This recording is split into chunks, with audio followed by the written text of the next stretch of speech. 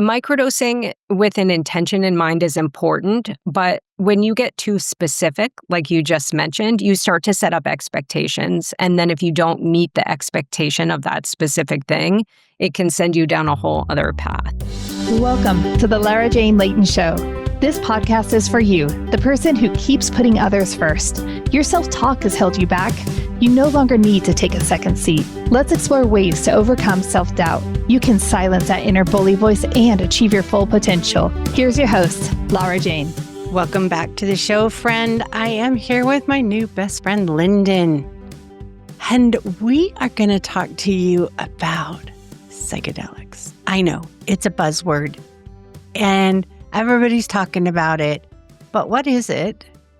And do I really want to get high all the time?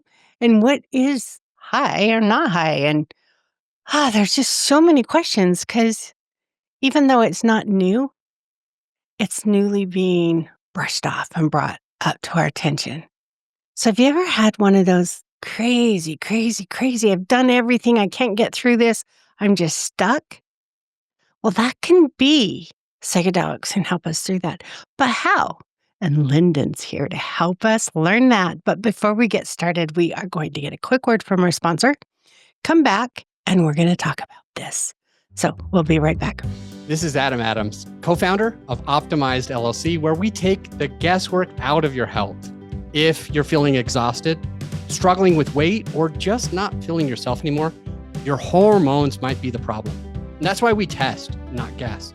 Analyzing your blood work to pinpoint exactly what's holding you back.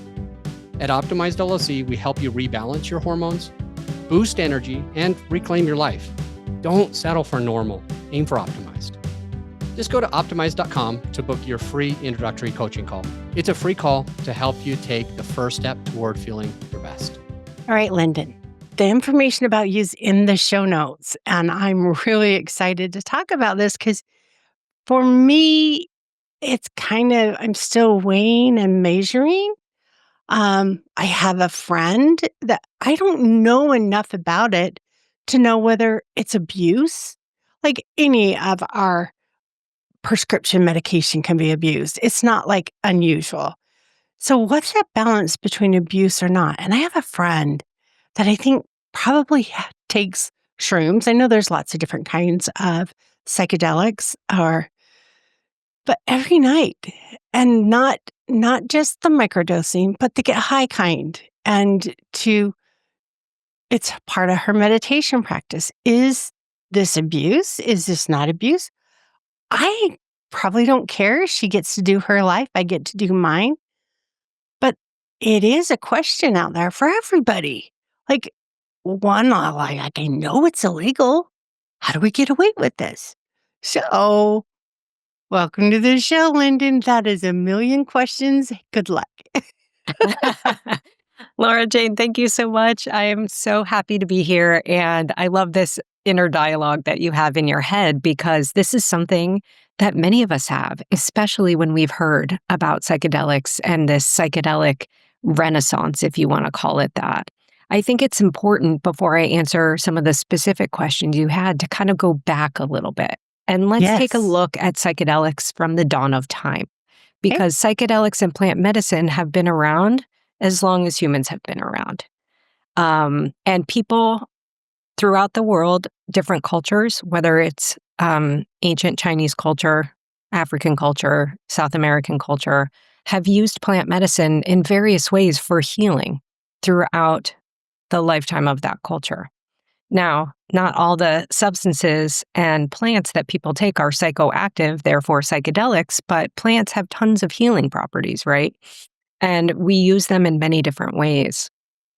With psychedelics, what makes them psychedelics are the different receptors that they activate in our brain and how they help us change various things, how they promote neuroplasticity. I like to start off every conversation that I have by saying that I'm not a doctor, a medical provider, or a lawyer, so that people should definitely check in their own areas wherever they live, what the local laws and what their options for access are. But I think it's important to have this broader conversation that says psychedelics and plant medicine have been used since the dawn of time. throughout history and in various settings. Where things kind of went haywire is in the United States in the mid-1900s. So I would say starting in the 1940s, actually, in Switzerland, Albert Hofmann synthesized what we know today as LSD.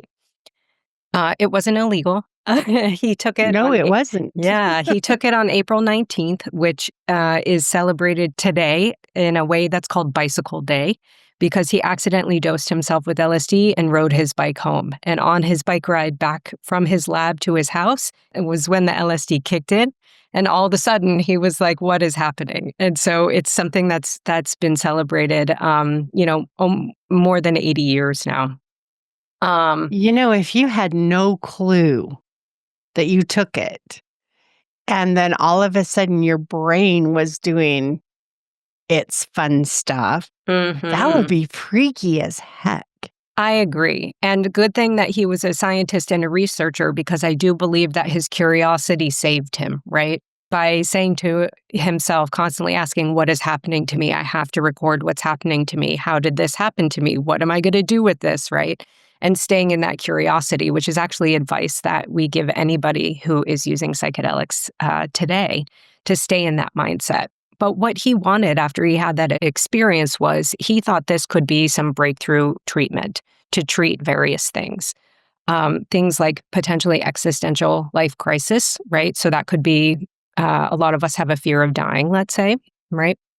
So could it be used to treat something like that? Could it be used to treat addiction? And so in the 1940s, 50s, and 60s, LSD was being used in therapists' office across the US as well for people to treat alcohol addiction, to break alcohol addiction. And there was a lot of research and studies being done with very, very positive outcomes that were coming out, right? Because treating addiction, treating mental illness, treating, these connections in our brain that some of us, maybe we feel broken or we feel like things aren't working as well as they should be, or quote unquote, whatever normal is, and we don't feel normal. Something like psychedelics can help us get back to whatever our normal is. And so when you say our normal, does that mean taking away all the society and environmental, you must be like this? Yeah, that's a lot that all those contributes to expectations. Yes. You can get Yes. rid of those? Well, yes. So let's get there. So in this medicine was being used in the therapist office. And then what started to happen is other substances became more culturally and widely used, right? In the 1960s and 70s in the US. It was during that time when the Vietnam War was happening and people were protesting, and the hippies, right, started being a counterculture and hippie culture. And even the Beatles, right? Music from that time, people were using these medicines for free thinking, creativity, artistry, for releasing those societal expectations that people felt that they were bound by. And they started thinking differently. And it was during this time when studies with psilocybin were being done at Harvard with Timothy Leary and Ram Dass, and showing that the mystical and magical experiences that people would have on psilocybin, which is magic mushrooms. And it was this time when Nixon declared the war on drugs, that we should not be using these substances. Unfortunately, it caused a lot of damage in our society because coming out with the war on drugs, which the Nixon administration later admitted was a cultural reason they did that, it wasn't a medical reason that they did that, it started to affect the most oppressed people in our societies. So it has led, there's decades and decades later, we're still dealing with things like mass incarceration, right? From some of these policies that were put in place at that time. If you're a child of the 80s or the 90s, which I am, we grew up with the DARE program in school, right? Just say no to drugs.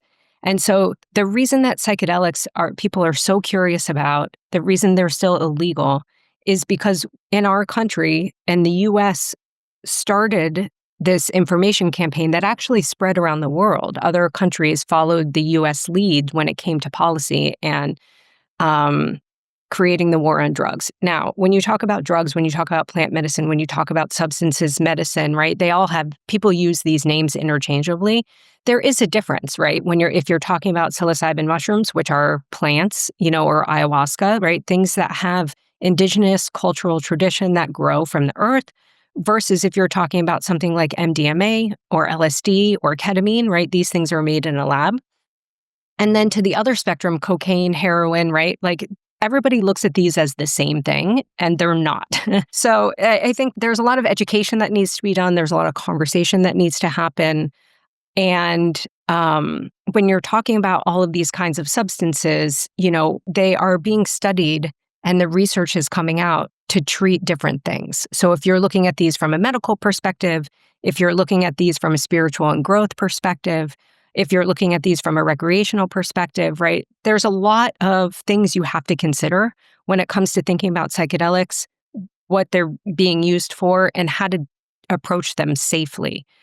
You can look at David Nutt, who is a researcher, I believe out of London in this field, created a chart in a study a while ago that shows kind of the toxicity to the body and the addiction potential in a range of the medicines. And at the top of that chart is alcohol and tobacco, whereas at the bottom of that chart is psilocybin mushrooms, LSD, MDMA. And the ones that are at the top of the chart are illegal. They are. Yes. Interesting. Still remember the commercials of "This is your brain. Yep. This is your brain on drugs." Exactly. The eggs, people jumping out the windows, right? Yeah. Great marketing. Great marketing. Factually inaccurate. Worked. It worked. Accurate or not, it did its job. Yeah. And I know people that still today, even with all the research, think that psychedelics are going to fry your brain and you're going to ruin your brain. And where does THC? Is that considered a psychedelic? Because I know many, many states are starting to, it's not called legalize, it's called what? Decriminalize. Decriminalize. Yeah. Yeah, exactly. And there's different levels of legalization and decriminalization as well. And just to be clear, in the United States, federally, nothing is legal federally, right? Each state is doing different things. There are cities that are doing different things.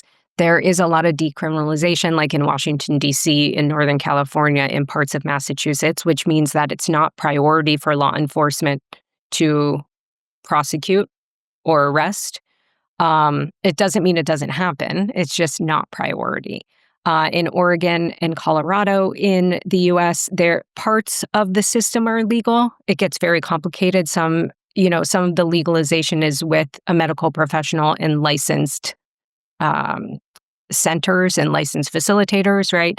And stuff is changing constantly. There's constantly bills being passed around these things. So it's really important to do your research on where you live. And yeah, I mean, when we talk about drugs, quote unquote, and I don't love using that framework because it has such a negative connotation, that word. But when you use that word, right, in that kind of chart, what falls under quote unquote drugs, right? Anything that alters your state of consciousness. So yes, THC is in there, right? Cannabis it alters your state of consciousness. All the plant medicine that we've been discussing, alcohol isn't a psychedelic, but it does alter your state of consciousness. So I think it's important to make sure we understand that when we're talking about all of these substances, right? So alcohol specifically, we talk about not drinking and driving, right?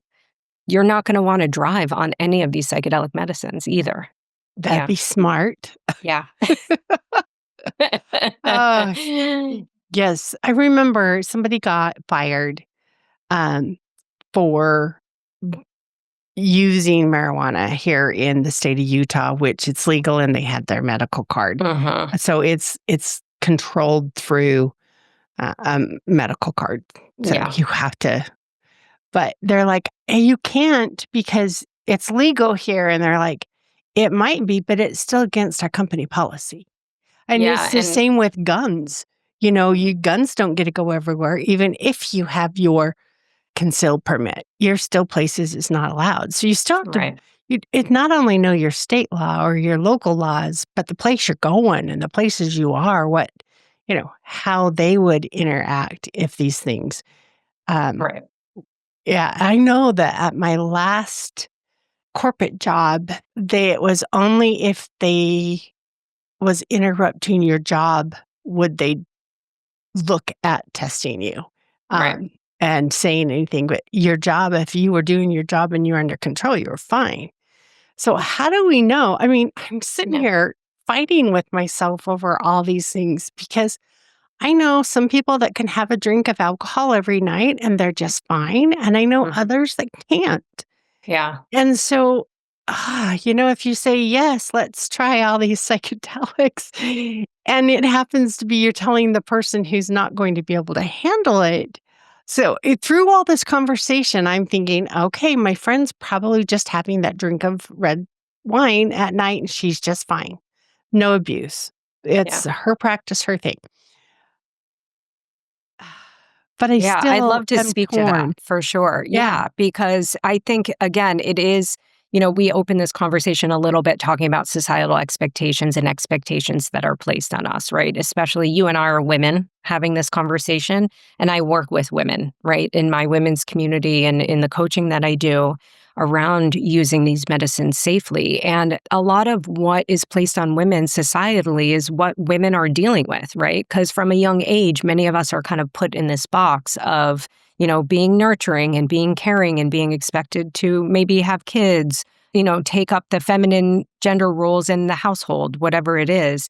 And some people want to fight against that, or whether it's religion, right? Or any external force that's putting expectations on you, and that can weigh us down. You can be in your 40s and look back and be like, how did I get here? Right? I don't feel like I'm presenting at my core essence of who I am. And maybe, you never had the opportunity to figure it out because you were living for other people. You were people pleasing, or you were kind of going through the machine, if you will. And something like drinking is accepted in our society. And so having a glass of wine at the end of every day to relax, to unwind, nobody's necessarily going to look down on that. But for someone like me, I'm allergic to wine. So that's not even an option for me.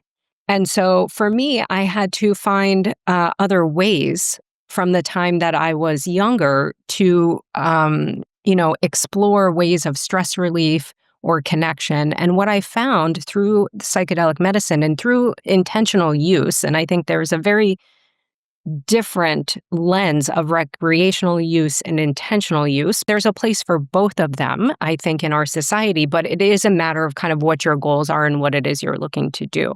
As a teenager, I was using these medicines recreationally because I didn't know there was such a thing as intentional use, right? Here I am all these decades later, now understanding that the medicine itself is one small portion of the entire psychedelic journey.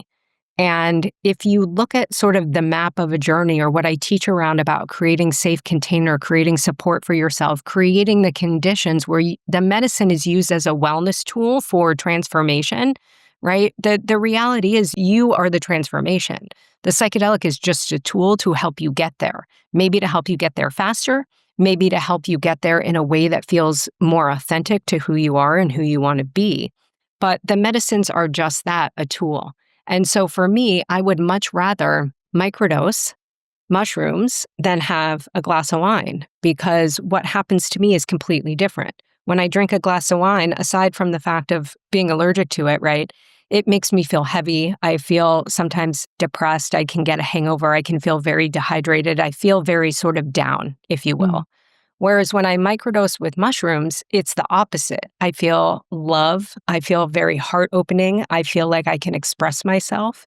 I don't have fear around things like that, whether it be like going into a big meeting or public speaking, or right, things that we might have some fear around, imposter syndrome, whatever that is.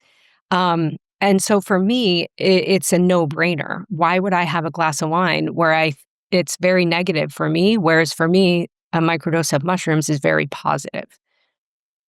So for a friend who may not be as familiar with psychedelics, what is microdosing? What are these terms even mean? Yes, thank you for asking. I think it's very important. So a lot of what I teach around is creating this container of safety. And I created this 5S framework, which I call the 5S's of psychedelic risk reduction. And that is screening, setting, support, and sustainability. And I feel like you need to understand those 5 things and explore those 5 things before you can figure out what medicine, what setting, and what dose is right for you. And so when it comes to dosage and really understanding, it kind of works into the screening process, which is when you understand the spectrum of the dose from a microdose all the way up to a heroic dose, like what sounds good to you and where would you land?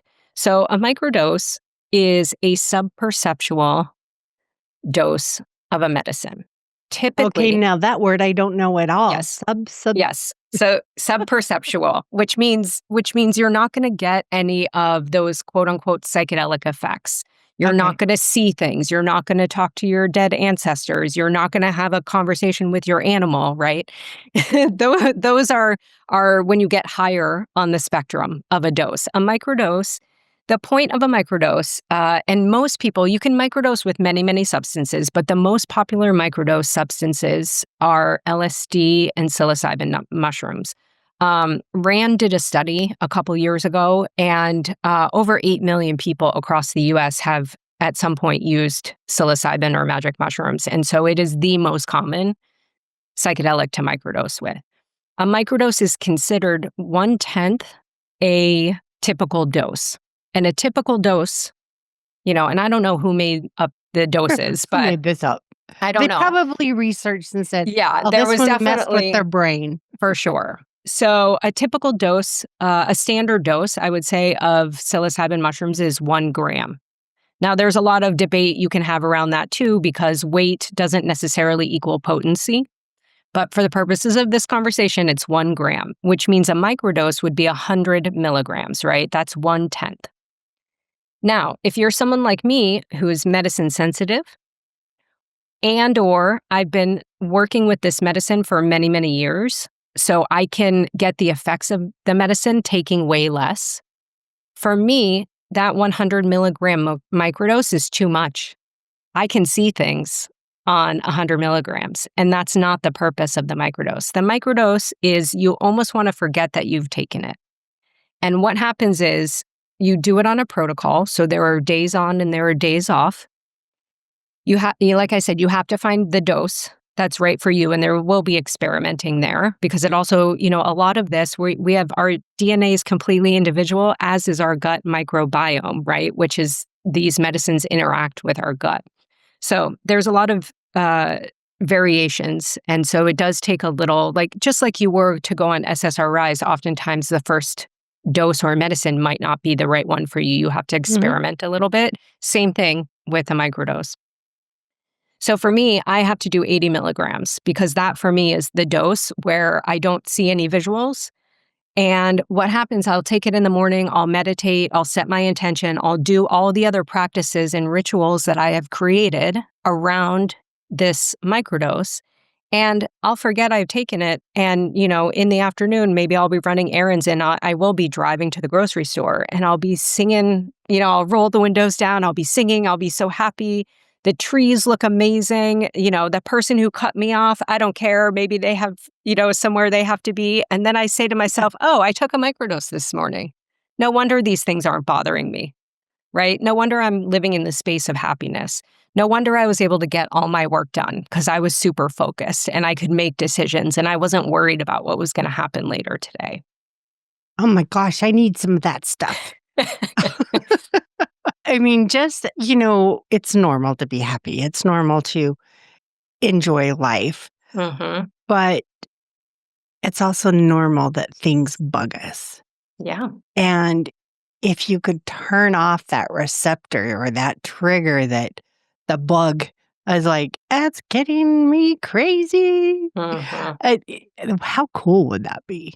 Yeah. If you have watched, I don't know if you've seen the Netflix series that Michael Pollan, the author, did, How to Change Your Mind. It's a great series on Netflix that you can watch that explores psychedelics. And he has a visual, like I think it's a cartoon, explaining psychedelics in the beginning. And I love what he used to explain it, which was think of yourself, this theory of like youth is wasted on the young, right? Same with psychedelics. Psychedelics are life-changing when you're later in life, for sure, because part of what psychedelics helps you do is break patterns, right, that have been ingrained. And the visual that they use in How to Change Your Mind is imagine it snowed and you're sledding down the hill, right? At some point, you're going to end up sledding in the same groove down the hill because the snow might start fresh, but once it gets packed and people start sledding, you can't create new grooves. And psychedelics is like a fresh coat of snow where it's blank and you get to choose where you want to go again. So cool. instead of going back to your old patterns, your old habits, your old ways of thinking, you have a chance to start new. It's very intriguing. And, with it being illegal, how do you even dare ask people about it or start looking into it without feeling like you're breaking the law? Yeah. Well, look, research is not illegal. At least not Unless yet. you're looking at bombs or murder or Research into psychedelics, there's a lot of information out there. The question becomes, what sources do you trust, right, in what you read? So I think it's important, watch the Netflix special that I mentioned. You can read books on psychedelics. There are scientific journals. So if you look up studies online, for sure. The other thing that I would suggest is there is an organization that I'm a part of called the Global Psychedelic Society. And the Global Psychedelic Society has a map on their website with local chapters of psychedelic societies around the world that are there for education and community. And so if someone is interested in finding, like-minded people that are researching these things, or like-minded people that are having the conversations like you and I are having, there are a lot of options out there locally. And I also run a global women's community for women who are interested in these substances and who don't know where to start and who want trusted advice and trusted community. And I think it's a great place to start. The internet is full of information. It's just finding your people to ask the questions to so you don't feel ostracized. You don't feel, people are looking at you sideways. There's a lot of people out there, and it's kind of like once you find your tribe, you see the whole network that's available. Yeah. Good point, because there are people that in any research you're doing in life that become kind of that mentor, that person that you feel very comfortable asking. Like we're all going to ask you. Because you seem so down to earth and easy to. That's fine. I love to talk about this. And, for me, everything that I do is grounded in, like the mission that I work around is to empower people, right? To give them greater agency, to create a safer, more informed environment for them to transform. Because as I mentioned, the microdose is different for me than it would be for you based on so many things. All of this is different. There is no blueprint. It's because we all have different lived experiences. We all have different baggage that we're carrying with us. We all have different goals where we want to go. We all have different home environments. So the way to interact with these substances is going to be different for everyone. But the thing that remains the same is we need to be able to create safe containers. We need to understand the potential of what may happen, right? So, people do have adverse effects and bad trips, right? And not 100% of the time, but a lot of the time, those things can be prevented if you are better prepared going in, right? If you go into these things with that curious mind, which we talked about a little bit, if you go into these things knowing which medicine you're taking, if you're working with people who have been serving this medicine for a long time, right? So there's ways to interact with these medicines very intentionally and very safely and build that container where the medicine becomes a very, very small part of the overall transformation that you're creating. And what keeps coming back to my mind, and I know it's back to another subject, but how could you convince a partner that you lived with that this isn't going to ruin your brain? Yeah. not that I want to dish on mine. He's convinced that this ruins your brain and that Yeah. it's the worst thing that anybody could even want to do. And why are people experimenting? But, you know, with all plants, it's like you take your turmeric, it helps your joints. You take, Mhm. they all have something it's going to help your body with. Yeah. And yeah, sure, there's poisonous plants that'll kill you. So how do I know this isn't one of those that's going to make my brain less effective tomorrow? Yeah. I love this question, and I think it's really important. I think anyone who's considering using psychedelics should approach this with healthy skepticism, right? Because we don't know what we don't know, right? So there's a lot of that. I think we are fighting, those of us advocating to use these medicines as medicine are advocating for the fact that if you look at the research, there's more drunk driving deaths, there's more smoking related deaths than there have been to any of these medicines, right? So I think that's one thing to Could any of consider. that be because it's been illegal? Could it, I mean, the use was highly reduced, so we don't have the same, it's like measuring apples and oranges? Yes, I do think that that is part of it. Yes. But it also, if you look at the studies that have come out in the last 10 years or so, and people are studying the effects, you can see that the effects from these medicines are not as detrimental to our well being as some of the legal right substances. Not everything, like, ketamine is something that can be highly addictive as well. So again, a lot of this is about the setting in which you use it, right? If you're somebody who has an addictive personality, you could become addicted to anything. So again, that's when we talk about creating a safe container and a support system around you. Are you using these in a controlled way? Is somebody sitting with you? Is someone serving them to you? Are you doing therapy with this? Are you working with a coach?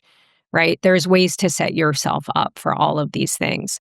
When it comes to someone thinking that these are going to hurt your brain, I do think that another thing people don't know is available. And again, through the courses and stuff that I teach, we work with like doctors of pharmacy. And it is really important to consult with a medical professional about your medical history. Like, do you take medications? What kind of medications do you take? What is your mental health history? What is your family mental health history?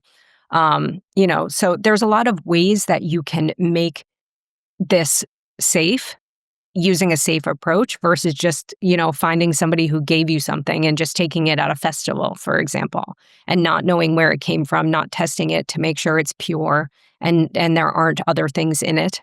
I think there's ways to go about all of this that's very safe. It's just not talked about enough that there are resources to help you stay safe.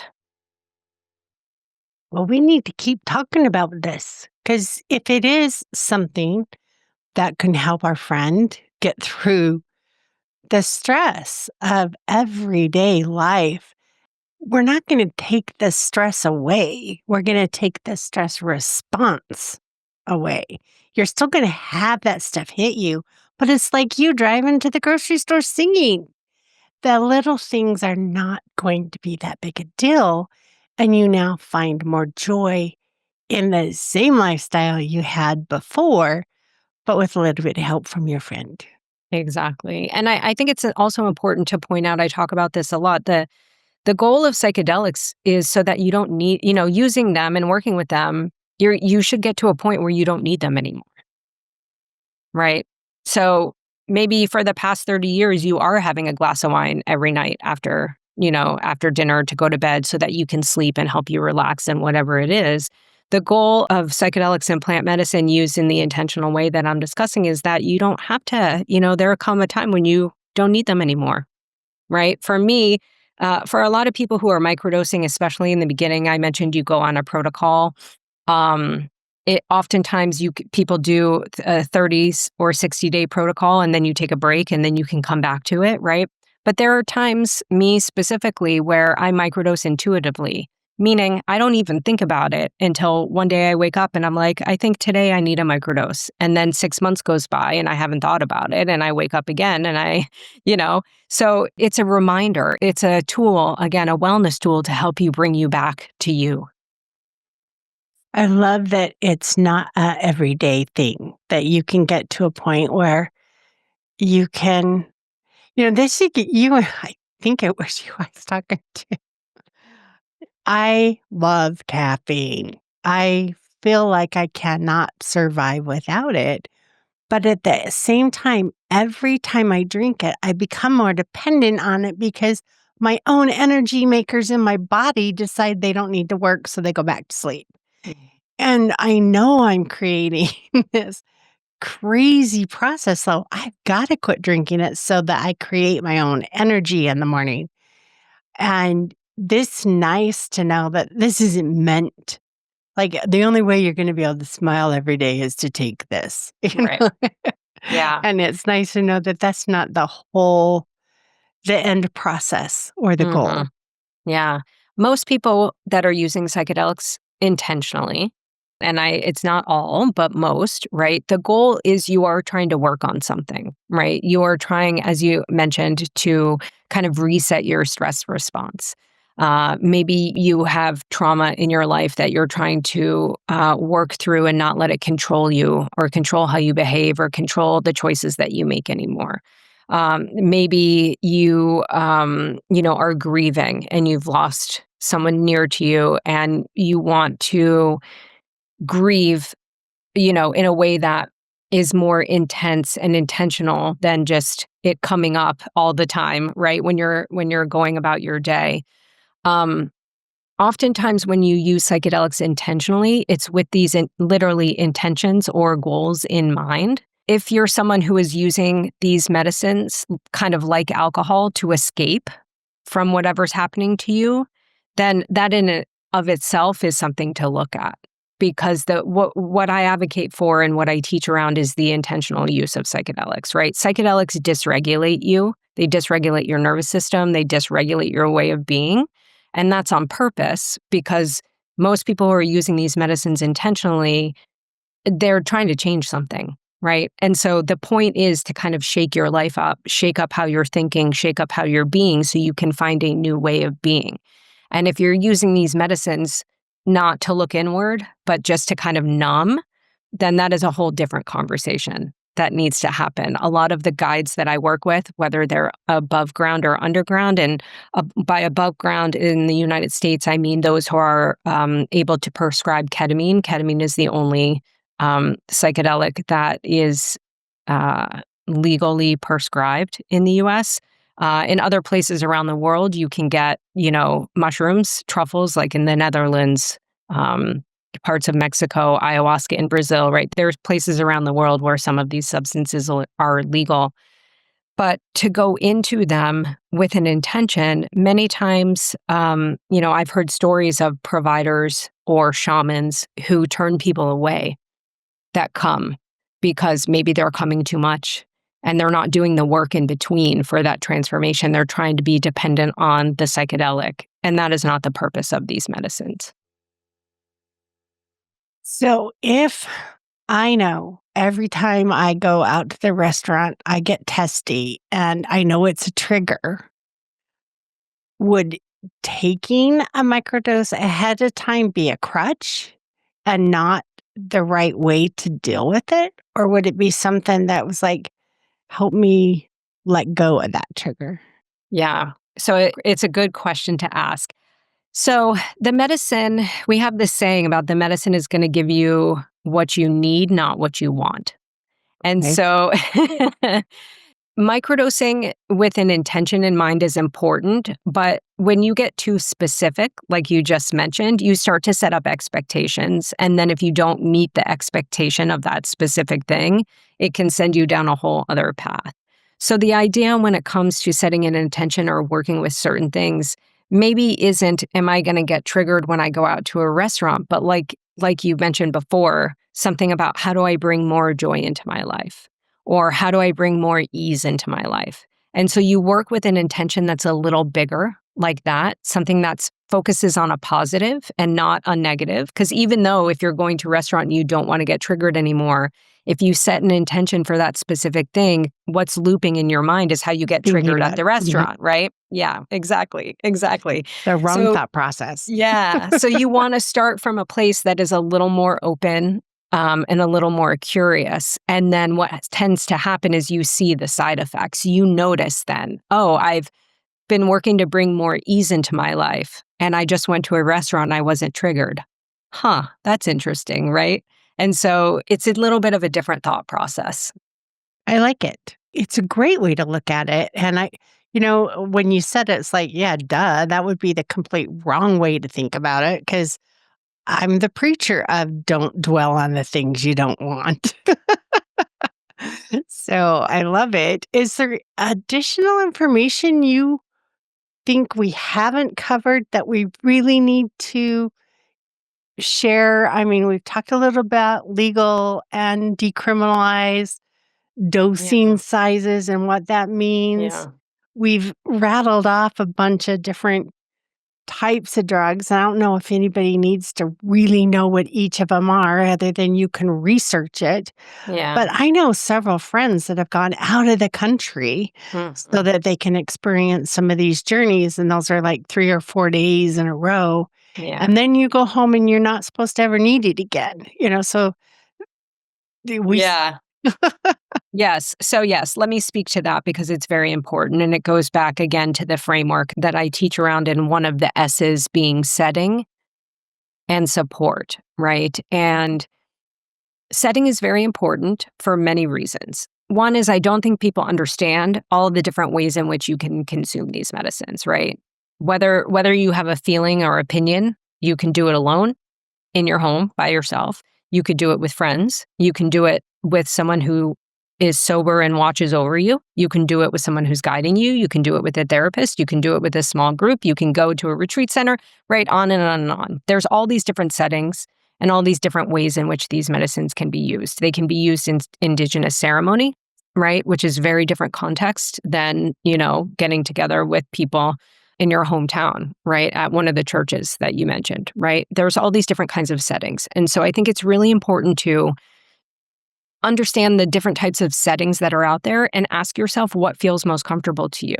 Considering you're going to be in an altered state of consciousness, right? So if you're somebody who is very energy sensitive or has a lot of trauma in your background that you're trying to work on, maybe going into a big group of people is not going to be what's best for you because you don't know how you're going to react to whatever the medicine brings up. And if you're in a room of strangers where you're going to feel uncomfortable, or if you're in a room and the ratio of people watching over you isn't correct.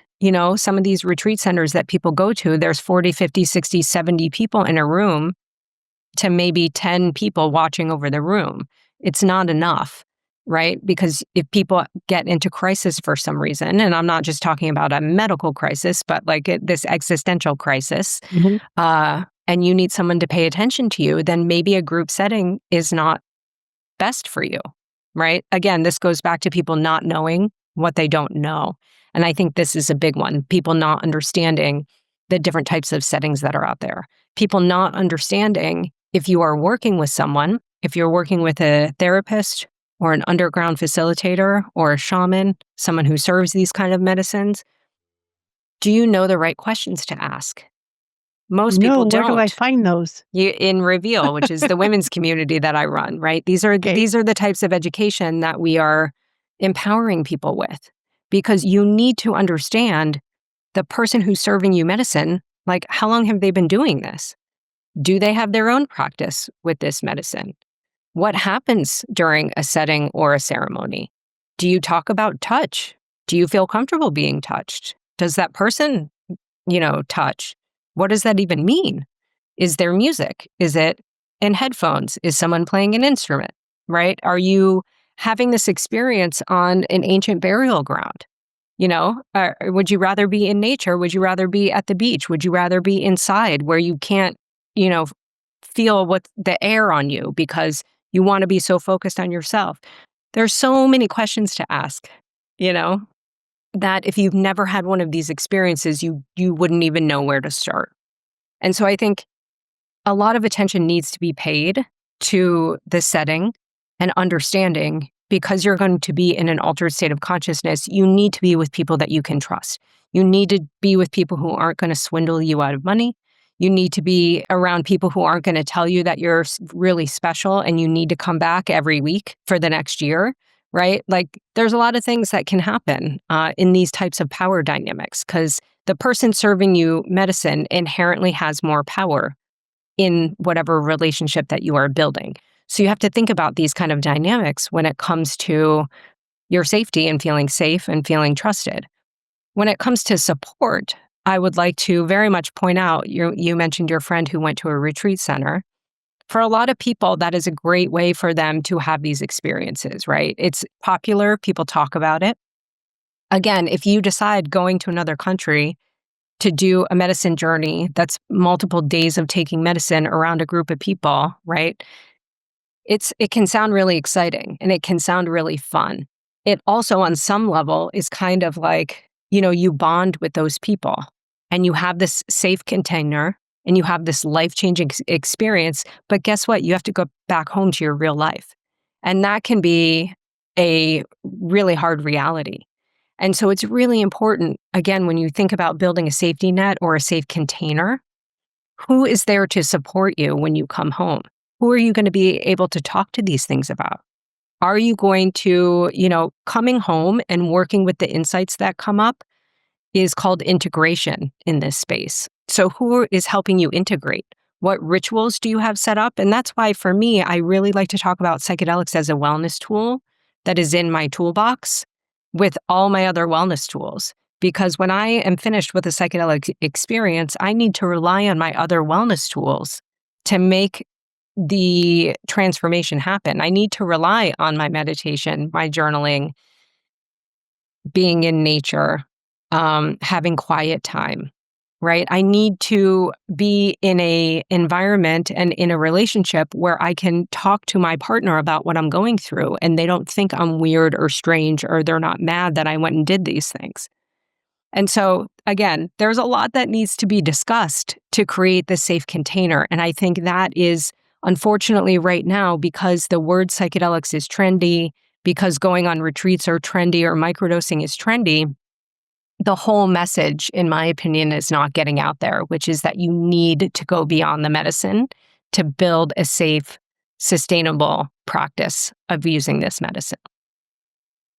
And how we do that is call you. I wouldn't know where else to look. Yeah. I know that in my years, I've tried to reach out and find more information and to at least understand, what is the pull in this. I was going to go to an ayahuasca journey, and because of my heart history, they turned me down, which is great. I'm glad they did. Not that I'm glad I didn't have the experience, but they were looking at making sure that my health was first. And I appreciate those things. At the same time, I'm still curious, is there another way? Is there something else? And having somebody to talk to work you through it. And I know that I have a lot of friends that have experimented and played and some use regularly, some did it once and they don't care to do it again. But I don't feel like their experience is enough to really guide me. It was more of a recreational. I jumped out of an airplane and I had a great time. I was going tandem, but they're not the instructor, So they've been through it, but they don't know it. And so I have that doubt. Yeah. Yeah. I mean, I think, again, skepticism is healthy, and finding resources in resources you trust. Part of what I've created with the Reveal Women's community is, within the community, I mentioned we have courses, so you can take a course around this 5S framework, so you can start to prepare and think about these things, right? And it comes with workbooks, and it comes with, this we talked about vetting facilitators or retreat centers. There's a workbook in there that has over 80 questions, which you could ask someone, right? Because this is through the experience that I have had, through the experience that people have had in the community. So that's one way to get some education. Also in the community are various resources. So people will post about their own medicine experience. So you can read about what someone else has been through, and you can say, oh, that sounds interesting, or, oh, that terrifies me. I would never do that, right? Because again, I talk about this all the time. You wouldn't go to a restaurant without reading a review. Why would you go into a medicine experience without having read some reviews, right? I think it's very important, even though the exact same thing is not going to happen for you, you at least have some context about what could happen and if what someone is describing feels like it would be right for you. There's also interviews in the community with various guides who serve medicine. And I talk to them about their training, about their process, how they work with people, if they've seen adverse effects, what they are, how they've dealt with them, right? All of these things, these are resources that it would be very challenging to find on your own. And again, not knowing if they're trusted resources or not. And that's the point of the community is to bridge that gap and keep people safe. That extra safety measure is so important in my brain with, people are dying left and right, taking drugs off the street and not carrying the source or what it could have been mixed with. And so knowing that you're taking good stuff, not contaminated, I think is a huge safety measure. And I do want to come back out on the other side alive. I don't want to lose my life from it. So, being conscious and making choices is, I think, really important. And if you have such a healthy body, you can just go try it without all my precautions.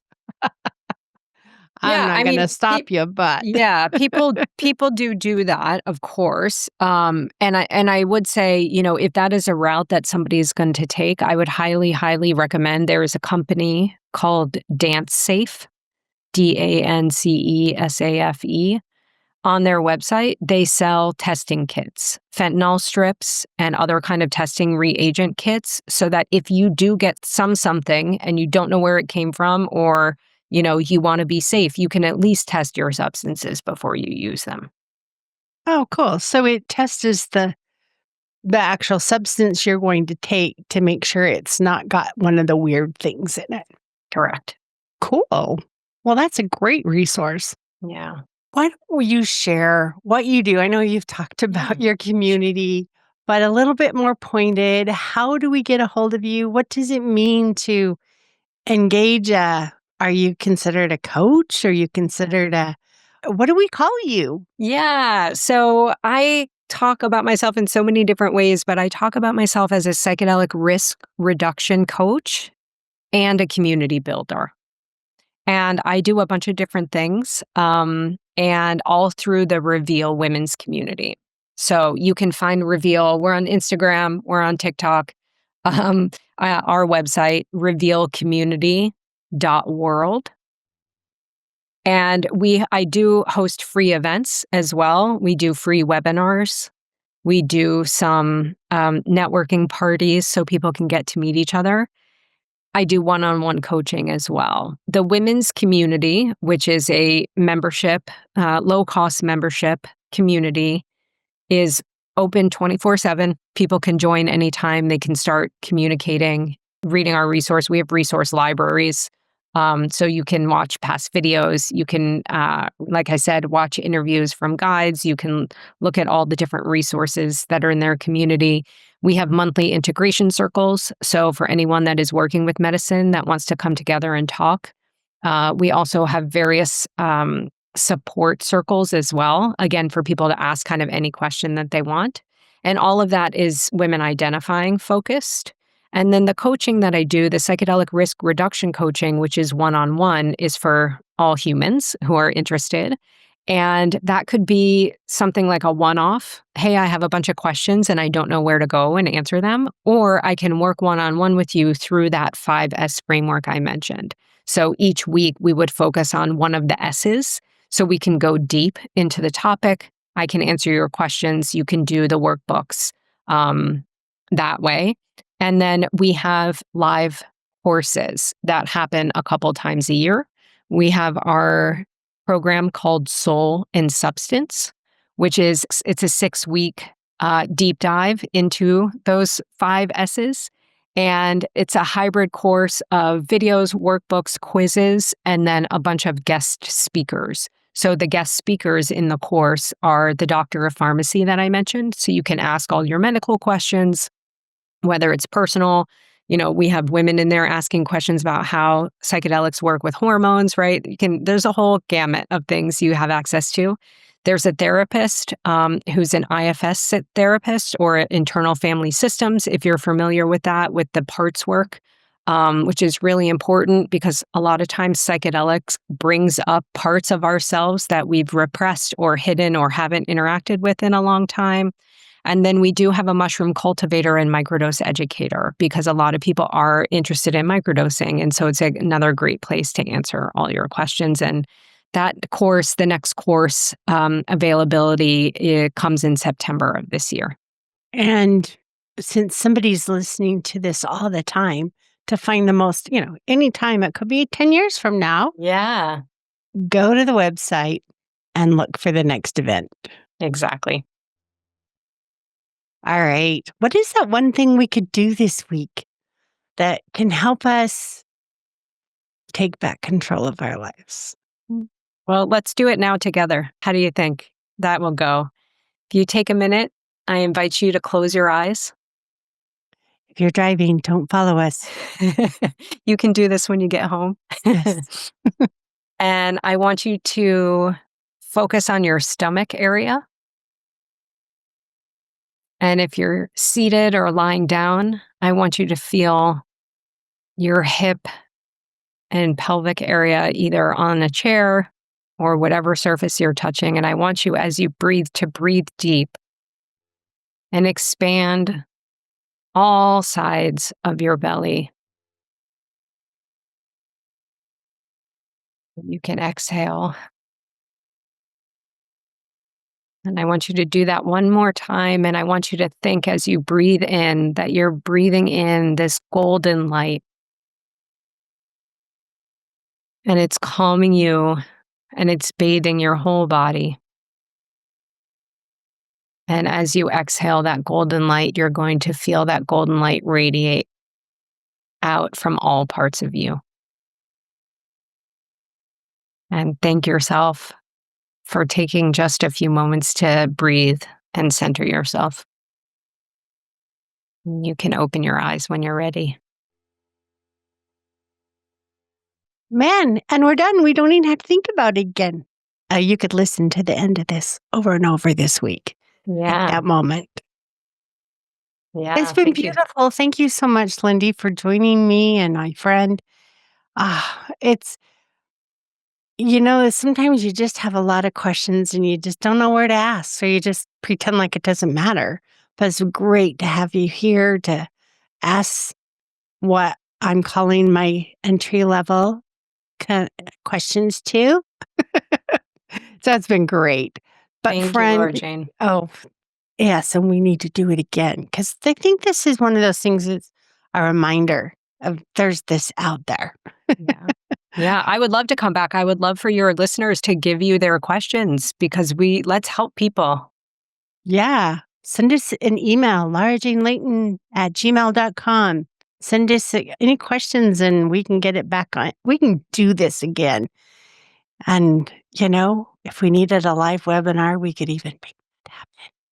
Absolutely. So, all right, Lindy, thank you so much. Friend Thank Lindy you and so I are much. not medical or mental licensed professionals. Here who people that experience stuff and want to help you experience your life at the best.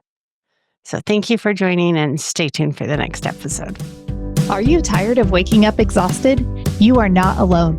If you're looking to take your life back, let's start with the simple step of adjusting your self-talk.